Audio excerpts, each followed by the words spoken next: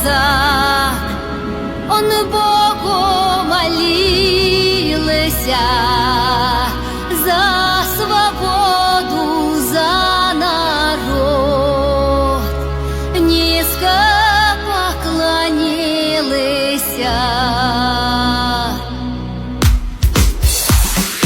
Ойся ты меня не бойся, я тебя не трону, ты не беспокойся.